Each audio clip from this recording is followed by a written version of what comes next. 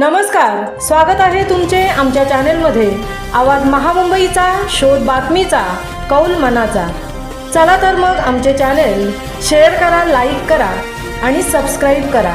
धन्यवाद। सर्पमित्र विवेक यांनी 10 वर्षात 8000 सापांना दिले जीवदान। साप दिसला की बऱ्याच जणांची बोलती बंद होते, परंतु सर्व साप हे विषारी नसतात। साप दिसला की त्याला मारण्याचा विचार झटकन डोक्यात येतो, पण सापाला न मारता एक फोन केला तर सर्पमित्र विवेक केनी हा काही वेळातच तेथे पोहोचतो व सापाला पकडून सुरक्षित ठिकाणी नेऊन सोडून देतो। आजपर्यंत सर्पमित्र विवेक केनी यांनी 8000 सापांसह पशु व जखमी वन्यप्राणी यांना पकडून सुरक्षित ठिकाणी सोडून देण्याचे काम केले आहे। त्यामुळे या प्राण्यांना जीवदान मिळाले आहे। उरण व पनवेलसह इतर तालुक्यात अनेक सर्पमित्र असून पावसाळ्यात सर्पमित्रांना जास्त धावपळ करावी लागते।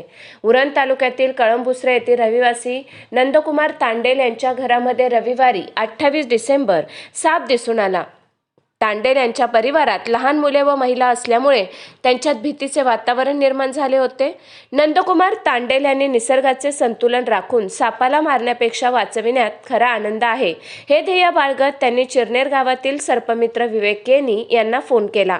सर्पमित्र विवेक केनी यांनी प्रसंग सावधानगिरी बाळगून सदर नाग जातीच्या सापाला पकडले। यावेळी कळंबुसरे गावातील तांडेल कुटुंबियांनी सुटकेचा निश्वास सोडला आहे।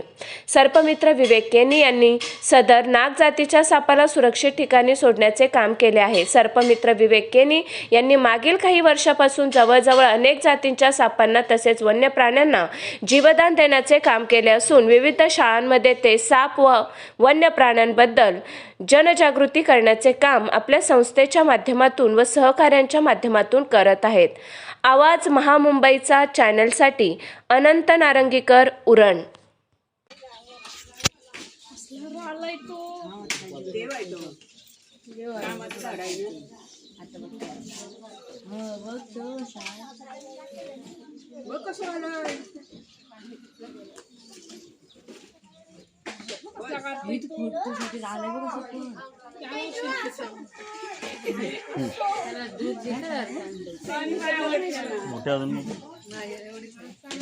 दादा ये चालेल ना?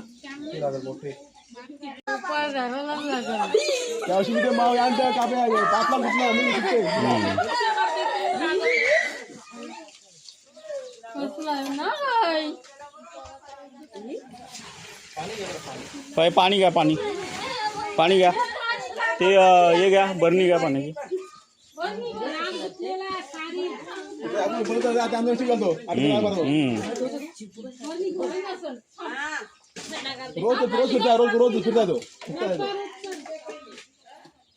ठीक आहे, बालदी घे, घे कुठली मग घे।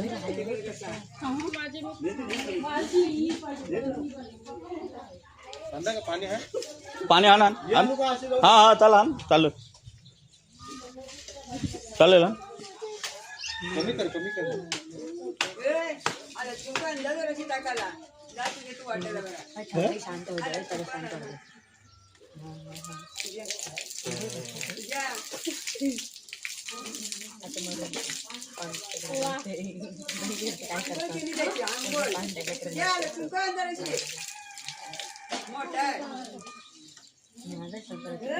पाणी पिते काय? पाणी काय विषय आहे? पाणी जरा शांत होते।